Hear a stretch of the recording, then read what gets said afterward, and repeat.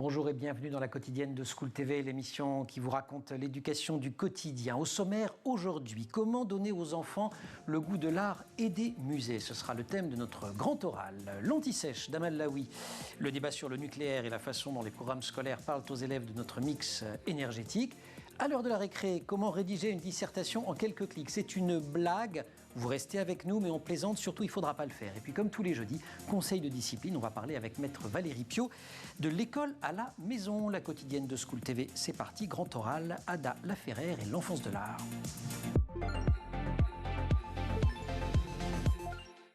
Et on va aujourd'hui dans un musée pas comme les autres, un musée créé en 1975 à Paris pour amener les enfants, y compris les tout petits, vers l'art. Il propose actuellement une exposition dédiée au street artiste Speedy Graffito. Ça se passe donc au musée en herbe. Ada Laferrère en est la co-directrice. Grand oral, l'enfance de l'art. On commence par rentrer directement dans cette exposition, du moins dans le montage de cette exposition.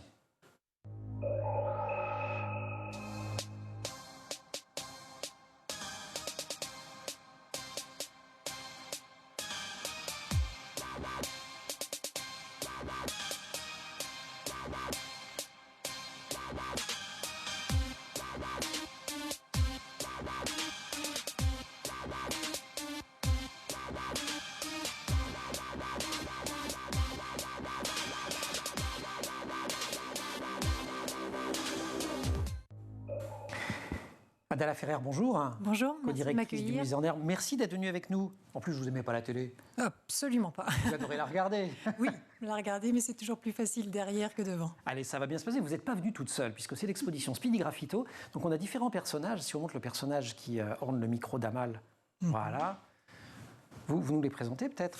Alors, on va commencer par celui-ci, qui est l'alter ego emblématique de cet artiste, qui s'appelle la peinture. C'est son alter ego qu'on retrouve dans la plupart de ses tableaux et qui représente un petit peu ses émotions.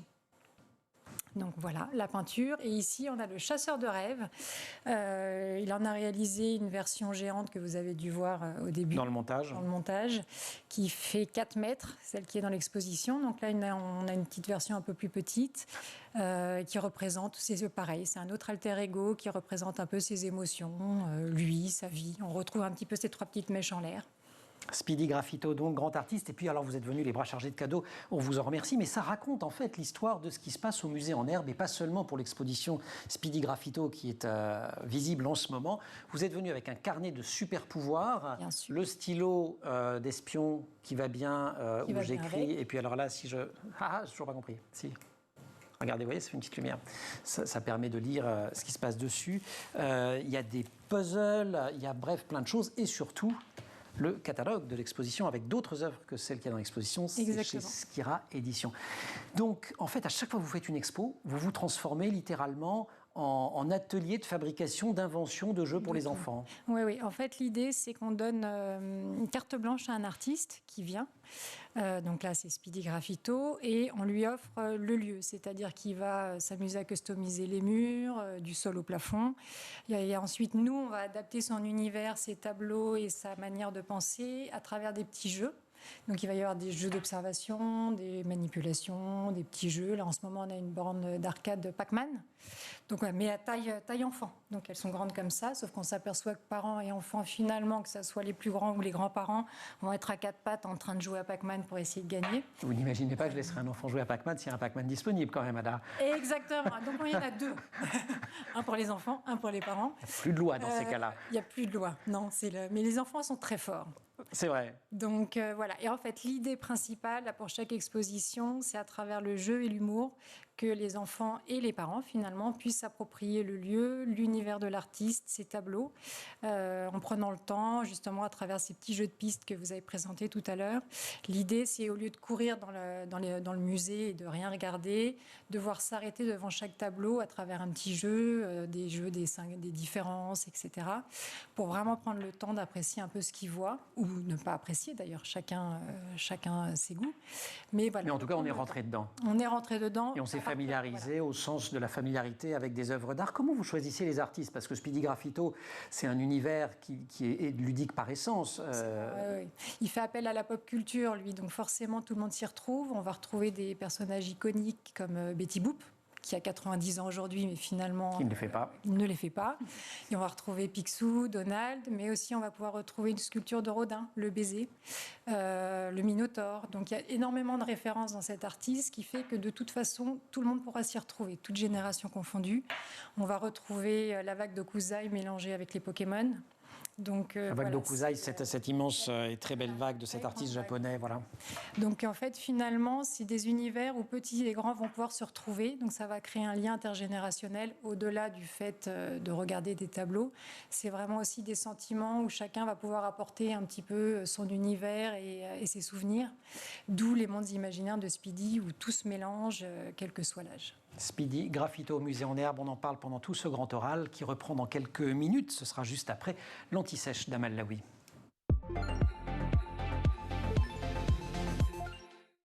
Sans transition. Amal, bonjour. Bonjour. Nous allons parler énergie nucléaire, car l'énergie nucléaire s'est invitée dans la campagne présidentielle. Emmanuel Macron souhaite relancer la construction du parc nucléaire, sujet qui préoccupe les Français alors que les prix de l'énergie sont au plus haut. Et oui, il y a 2 mois de l'élection présidentielle, Emmanuel Macron a annoncé lors d'un déplacement à l'usine Générale Électrique de Belfort la prolongation de la durée de vie des centrales nucléaires existantes et la construction d'au moins 6 réacteurs. L'avenir du nucléaire en France est l'un des principaux enjeux de cette campagne présidentielle, avec les pro-nucléaires et les anti, dont font partie les écologistes. Ada, je ne sais pas si tous les termes réacteurs, EPR, etc. vous sont familiers, mais si ça vous laisse perplexe, il suffit de retourner à l'école, vous allez tout savoir, les élèves, eux, savent. Oui, le nucléaire est étudié au lycée en classe de première L et ES dans le chapitre sur le défi énergétique, mais aussi en classe de terminale scientifique de manière un peu plus approfondie. Alors on va notamment en terminale L ou ES, comme ça n'existe plus totalement, enfin, quand on reprend quand on reconstitue les... Voilà. Quand on reconstitue les filières. Exactement. En fait, on va notamment étudier les problématiques liées à la production d'énergie électrique à partir d'énergie nucléaire. Il faut savoir que l'essentiel de l'énergie électrique mondiale est aujourd'hui produit par conversion d'énergie électromécanique et repose sur le phénomène d'induction se produisant dans un alternateur mis en mouvement par une turbine. Parmi les diverses façons de produire l'électricité, certaines sont dites pilotables et d'autres sont dites intermittentes. Je vous ai perdu là, Emmanuel, non ? Ah, ça va, vous suivez ? Du tout. Dites-moi un petit peu, quand est-ce qu'une source est dite pilotable ? Alors, une source est dite pilotable si la production d'électricité peut être humainement contrôlée, et elle est dite intermittente si la production d'électricité dépend d'un phénomène naturel sur lequel on ne peut agir, par exemple le vent, le rayonnement solaire ou les précipitations. Ok, vous m'avez retrouvé, donc l'énergie nucléaire, elle est pilotable, et on va par exemple apprendre à l'école comment est fabriquée cette énergie, et donc comment les centrales fonctionnent. Alors dans ce cours, les élèves vont apprendre la notion de fission nucléaire. Alors la fission nucléaire, qu'est-ce que c'est ? Je vous ai encore perdu, je vais vous expliquer. Non, pas du tout. C'est une réaction nucléaire. C'est comme un volcan effusif. Non, ça devient les private jokes de l'émission parce que j'avais appris les volcans. Donc c'est une réaction nucléaire au cours de laquelle un noyau atomique se scinde en 2 ou plusieurs noyaux plus légers. Alors ce phénomène se déroule de façon naturelle, mais peut aussi être provoqué artificiellement dans le réacteur nucléaire dans le but de produire de la chaleur puis de l'électricité. Alors au total, vous savez combien il y a de réacteurs nucléaires dans le monde ? Elle me fait ça à chaque Petit fois. quiz. Bon, il y en a 450 qui sont aujourd'hui en fonctionnement dans le monde et ils produisent environ 10% de la production d'électricité mondiale, avec comme principaux producteurs d'électricité d'origine nucléaire, il y a les États-Unis, il y a la France et il y a aussi la Chine. Enseignement qui s'inscrit aussi dans l'éducation au développement durable, dont on a déjà parlé, l'EDD. L'EDD, ce cours va montrer que les besoins énergétiques sont engendrés par les activités humaines, donc les industries, le transport, les usages domestiques, et que ces besoins en énergie sont de plus en plus grands. Et ils vont constater, ces élèves, que lorsque apparaît une nouvelle source d'énergie, eh bien, elle ne va pas se substituer aux autres existantes, elle vient se rajouter à ce qui existe déjà et depuis plus de 50 ans. Eh bien, il faut savoir que les principales sources d'énergie sont à environ 80% les combustibles fossiles. Ce qui n'est pas sans poser problème. Et au-delà de l'aspect scientifique, l'enseignement de la thématique, le défi énergétique, s'inscrit, je crois, dans une démarche éducative, comme toujours dans les programmes d'ailleurs. Toujours, il vise à susciter une réflexion sur les enjeux sociétaux et les choix stratégiques de gouvernance en matière d'énergie, afin que les sociétés bénéficient d'un développement dit durable au service des générations présentes et futures. Alors l'éducation au développement durable est devenue une priorité dans la formation du citoyen. Elle s'inscrit donc dans les nouveaux programmes au lycée, dans les domaines des sciences, mais aussi des sciences humaines. Merci Amal, j'ai tout compris. Moi, j'ai tout compris, mais vraiment. Alors maintenant, nous allons passer à la rubrique suivante. Non, mais tu me laisses faire mon métier. Merci beaucoup, Amal, pour cette anti-sèche. On se retrouve pour l'heure de la récré. Je viendrai à la récré. Non, mais arrête. Et on se retrouve pour le grand oral d'Ada Laferrer. Mal, il faut me reprendre ça, je deviens dingue. Le street artiste Speedy Graffito, auteur de ce petit personnage qu'on voit en grandeur nature de 4 mètres de haut au musée. Ce street artiste est donc à l'honneur au Musée en Herbe, une institution parisienne formidable et très spéciale, un musée à hauteur d'enfant dont on parle avec sa co-directrice Ada Laferrer. L'originalité aussi de ce musée en herbe, c'est que vous avez une politique très volontariste en direction des enfants, des adolescents, surtout des enfants d'ailleurs, mais qui sont les plus éloignés de la culture. C'est-à-dire que vous ne vous contentez pas d'exister, vous allez les chercher. En fait, donc, c'est un musée pour les 303 ans et la vocation première du musée, c'est d'initier le plus grand nombre à l'art. Donc ça peut être effectivement beaucoup d'écoles qui vont venir en semaine. C'est aussi, on a des partenariats avec les bébés du cœur. Avec une autre association qui s'appelle SPR, Savoir pour réussir Paris. C'est des jeunes illettrés. Donc l'idée, c'est vraiment de toucher un maximum de personnes. Et pour ça, on les accueille. Je prends l'exemple des bébés du cœur, c'est toujours plus concret. Ils viennent une fois par semaine au musée. Donc, c'est des mamans qui viennent avec leurs petits. On leur fait des visites de l'exposition, on leur fait des ateliers. On va aussi au-delà du musée, donc on les sort souvent l'été. On va dans d'autres musées, on leur fait des petits jeux de piste, etc., etc. Donc, c'est vraiment créer du lien social à travers l'art. Est-ce que pour ces enfants, il faut une démarche spécifique, une approche spécifique, ou finalement, sans vouloir simplifier les choses, mais finalement, le simple fait d'aller les chercher, finalement, 90% du travail est fait, et après, on leur propose ce qui est, et ça fonctionne. Alors, le plus difficile, c'est d'aller les chercher. C'est ça, voilà. En fait, c'est vraiment, chaque semaine, c'est un combat, parce que c'est des mamans qui n'ont pas forcément de papier, qui n'ont pas les tickets de métro. Donc, rien que pour venir au musée, il faut pouvoir... voilà. Ensuite, une fois qu'ils sont là, c'est vrai que l'art peut paraître anodin dans leur quotidien. La priorité, c'est de manger, c'est d'avoir un toit.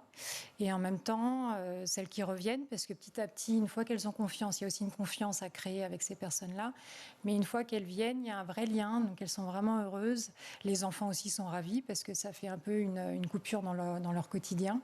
Donc c'est quelque chose qui nous tient vraiment à cœur. On le comprend dans le cadre de ce dispositif, mais l'implication des parents en général pour amener les enfants vers l'art, c'est quelque chose d'essentiel aussi. Ils ne viennent pas tout seuls, de toute façon, les enfants. De toute façon, les enfants ne viennent pas tout seuls. Soit c'est avec l'école, soit c'est avec les parents. Pareil, il ne faut pas se leurrer, c'est-à-dire que le public qu'on a régulièrement, c'est quand même un public favorisé, qui viennent comme ça les week-ends, c'est quand même un budget. Mais on s'aperçoit que via l'école, via des hôpitaux de jour, il y a d'autres biais, les enfants demandent ensuite aux parents de revenir. Donc c'est vraiment les enfants qui vont tirer les parents. Et qui deviennent les ambassadeurs de la pratique muséale. D'autres musées, parce que votre idée, c'est non seulement de faire rentrer les enfants dans l'art, de leur donner le mode d'emploi de ce qu'on peut faire dans un musée, mais c'est aussi de les inviter à aller en voir d'autres. Il y en a des merveilleux en France. Oui. Nous, on est un marchepied, en fait. On n'est pas un musée en tant que tel, on n'a pas de collection propre. Donc l'idée, c'est d'avoir des expositions qui changent chaque année. Mais l'idée, c'est à travers le plaisir, le jeu, etc., c'est qu'ils prennent goût. Et prendre aussi un moment avec leurs parents, avec la famille, avec les personnes qui les entourent, de trouver ce moment ensemble et ensuite de se dire tiens, je sais pas, j'ai vu une exposition au musée sur Arcimboldo, pourquoi pas aller au musée du Luxembourg et aller voir des vrais tableaux d'Arcimboldo. Donc voilà.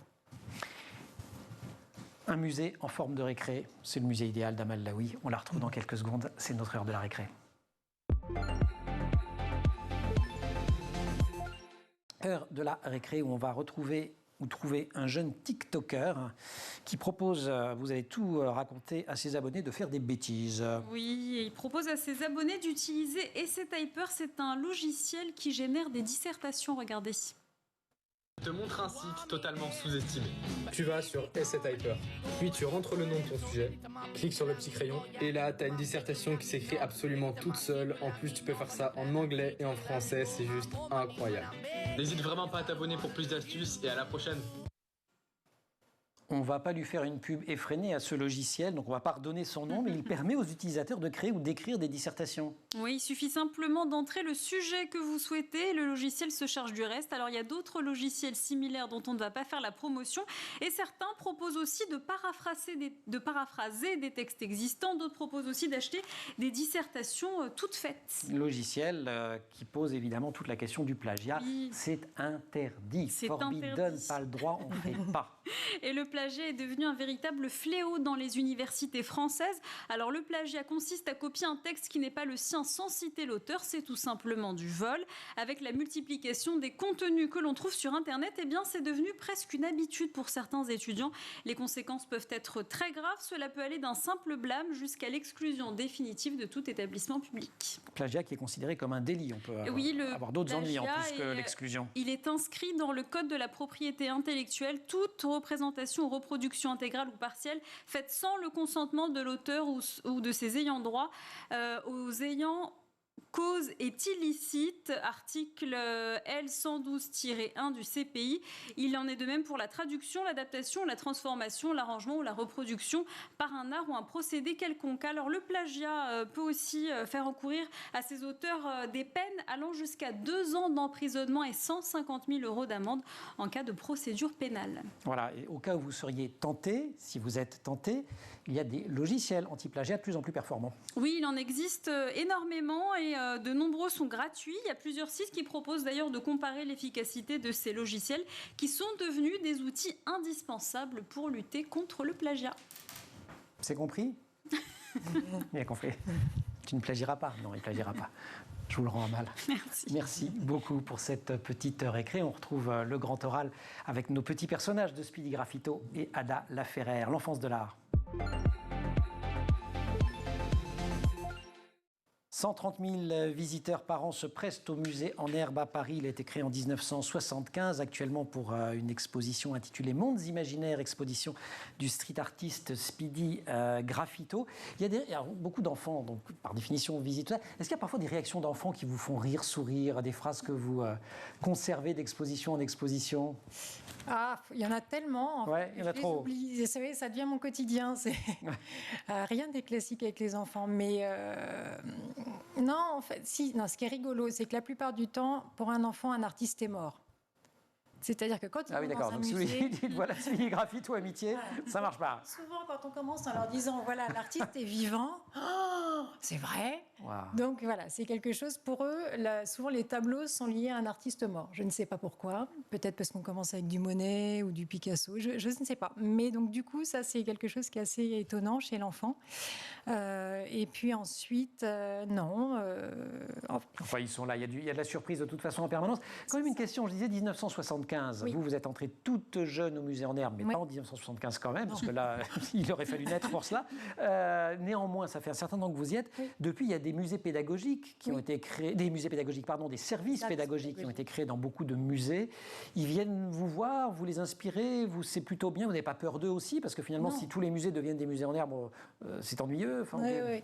Non, effectivement, le musée avait été créé à une époque où il n'y avait pas de service pédagogique dans les musées, donc il y avait une vraie volonté. Il a été construit, inventé par Sylvie Girardet, Anne Tardy et Claire Merleau-Ponty. Elles étaient toutes jeunes à l'époque, elles avaient 18 ans. Et elle voulait un peu mettre un coup de pied dans la fourmilière et faire bouger un peu les choses. Donc ça, c'était l'idée première. Ensuite, effectivement, petit à petit, les services pédagogiques se sont construits. On travaille rarement avec eux, non pas parce qu'on ne veut pas et qu'on n'aime pas ça, c'est qu'ils ont déjà leur propre service. Donc pourquoi faire appel à nous et vice-versa. Mais par contre, ça sera toujours un peu différent. Nous, c'est vraiment, tout est fait pour initier les enfants ensuite à aller voir les... Oui, on ne customise pas une visite. Vous, c'est l'exposition entière qui est faite à hauteur d'enfant. Voilà. Les tableaux sont à hauteur d'enfant. Enfin, tout est pensé pour que ça soit vraiment adapté aux enfants. Les services pédagogiques des grands musées comme le Louvre ou autres, eux vont faire des visites, vont faire des choses, mais le cadre ne change pas. Publier des ouvrages qui invitent, un peu comme vous aussi, à faire des itinéraires, des parcours. Il y a beaucoup de choses autour de la notion de parcours. Ouais. Dans ce qui a changé depuis que le musée en herbe existe, et même pour le coup depuis que vous y avez travaillé, c'est l'invention de ce genre de choses et le fait que les enfants aujourd'hui ont une vie sur écran qui est sans commune mesure avec ce qu'elle était auparavant. Ça a changé, vous, votre approche de la muséographie ? On essaye un peu, mais pas trop. Peut-être parce que je suis déjà un peu trop vieille, mais c'est vrai que pour moi, c'est un moment... Vous exagérez un tout petit peu. Bon, c'est pas grave. Non, mais si on met que du numérique, où est l'intérêt d'aller voir les tableaux? Bon, aujourd'hui, il y a tous ces tableaux virtuels, ça devient aussi la grande mode et la grande tendance avec les NFC. Les NFT qui sont qui permettent d'acheter des lignes de code comme pour avoir la propriété d'une œuvre d'art. Voilà, exactement. Donc on a beaucoup de nos amis artistes qui se lancent là-dedans aussi. Pour moi, c'est complémentaire, mais l'un n'empêche pas l'autre. Et en termes d'attention, vous n'avez pas noté une difficulté, quelque chose que parfois les enseignants peuvent dire, de concentration des enfants, entre les enfants que vous voyiez arriver il y a 15-20 ans au musée, ceux que vous voyez maintenant? Non, mais c'est juste parce que le musée n'est pas bien grand. Donc, nous, ils n'ont pas le temps de s'ennuyer. Voilà, c'est ça. Nous, on les a que pour 1 heure, tout est neuf, tout est immersif. Donc, entre le petit jeu de piste, les petits jeux, etc., ça passe tellement vite que finalement, nous, on ne le ressent pas. Mais c'est vrai que j'ai souvent entendu ça. On disait l'importance des familles pour amener les enfants au musée, dans le vôtre, mais dans les musées en général, pour accéder à la culture. Et l'importance des associations, notamment les associations avec lesquelles vous travaillez en direction de publics qui sont un peu éloignés du monde culturel. Il y a quand même le rôle de l'école aussi. Ils vous suivent? Énormément. Mais ça fait déjà depuis très longtemps. On a entre 4 et 6 classes par jour. Un peu moins en ce moment parce que, pareil, avec le Covid, elles sortent moins. Donc, on a énormément d'écoles qui viennent chez nous et nous, on se déplace aussi dans les écoles. Donc, on a énormément fait ça pendant le Covid, justement, au moment où les écoles ont réouvert et que nous, on a été fermés. Mais c'est d'autant plus que tout ce qui est art plastique est devenu obligatoire pour les enseignants, mais ils n'ont pas forcément les clés. Donc nous, on leur permet aussi de leur apporter un savoir-faire, toujours à travers le jeu, l'humour. Donc à ce niveau-là, on est très, très proche des écoles. Ada Laferrère, merci beaucoup. Mondes imaginaires, il y a ce livre aux éditions Skira, c'est une coédition, un livre immersif, c'est le mot-clé en fait de tout ce que vous faites, c'est la notion d'immersion. Sachant que c'est quand même Speedy qui a réalisé la maquette.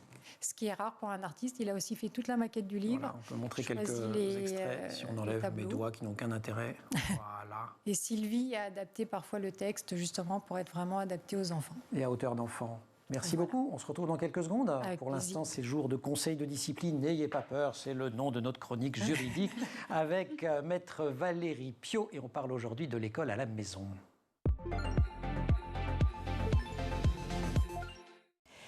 Bonjour, aujourd'hui nous allons parler de l'école à la maison.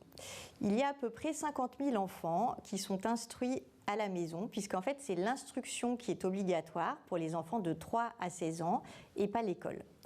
Alors quelles sont les démarches à faire si vous décidez de faire l'école à la maison à vos enfants?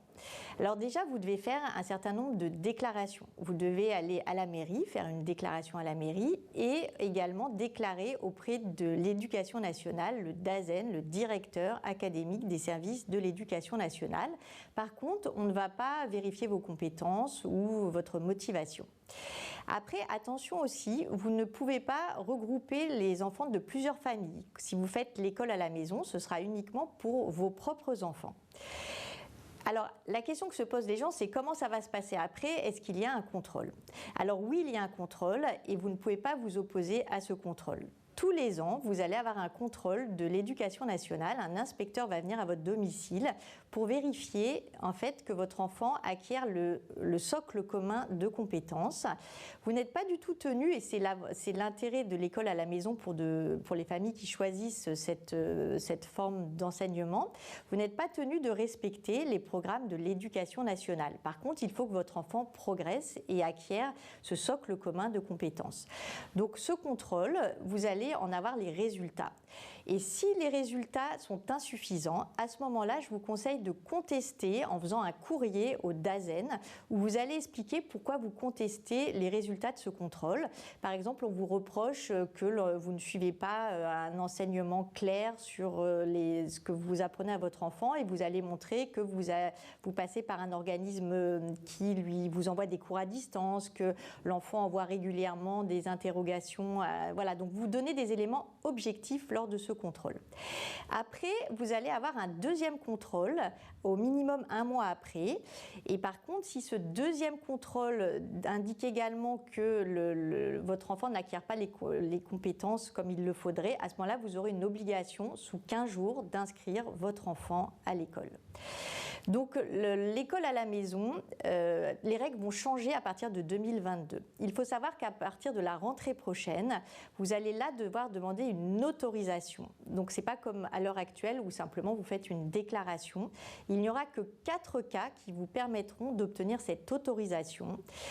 Si votre enfant, par rapport à la situation de santé de votre enfant ou sa situation de handicap, s'il pratique des activités sportives ou artistiques intensives, en cas d'itinérance de la famille ou en cas de situation particulière de votre enfant motivant un projet éducatif. Et c'est ce dernier cas où à ce moment-là, vous serez obligé de justifier les raisons pour lesquelles vous souhaitez faire l'école à la maison à votre enfant. Après, au niveau financier, comment ça se passe par rapport aux aides ?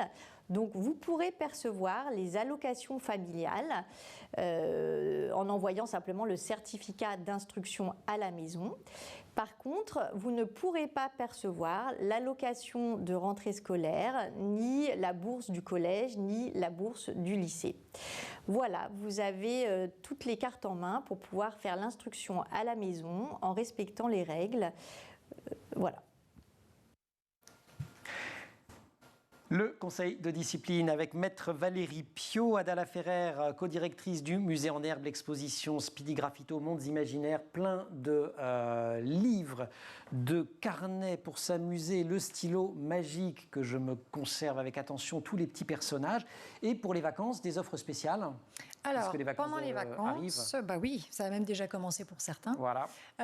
Oui, on fait des ateliers d'art plastique. On fait également le mercredi, samedi, dimanche. Et pendant les vacances scolaires, ça a lieu tous les jours. Donc le matin, atelier pour les 2 ans et demi, 4 ans, en famille. Donc là, c'est des ateliers à 4 mains. Parents et enfants réalisent ensemble pendant 1 heure plusieurs activités. On barbouille de concert. Exactement. De talent aussi. Et ensuite, l'après-midi, c'est pour les 5-12 ans. Les anniversaires, vous organisez des sessions, enfin bref, vous êtes hyper accueillant, vous allez sur le site internet du musée en herbe, vous verrez, c'est formidable. Qu'est-ce qui vous a amené à pousser la porte, vous, du musée en herbe, puisque je crois que c'est votre premier job? Oui, enfin, 18 job, c'est devenu un métier, vous êtes directrice, mais... Disons que moi, j'aurais tout vu, j'ai à peu près tout fait. 18 ans, c'était surtout pour avoir ma petite studette et déménager. C'est ça, c'est que ça a commencé comme un job étudiant. Oui. Je travaillais le week-end à la caisse. Et puis ensuite, j'ai fait des ateliers. Ensuite, je suis allée dans les écoles. Ensuite, j'ai un peu tout fait. Et c'est le bon côté du musée, parce qu'on est une association. On est 10 salariés, donc on n'est pas nombreux. Et on est un peu multifonction. Et voilà. Et voilà. De caissière à directrice, multifonction, Ada Laferrère. Merci beaucoup. Speedy Graffito, les mondes imaginaires, c'est donc au musée en herbe. Vous suivez la programmation parce qu'après Speedy Graffito, il y en aura d'autres et c'est toujours formidable au musée en herbe. Merci beaucoup d'être venu dans la quotidienne de School TV. Merci beaucoup Amal. Merci à ce petit personnage tout à fait charmant. Et évidemment, vous nous retrouvez en permanence sur Internet, mais vous restez sur School TV puisque la quotidienne c'est fini, mais School TV, ça continue.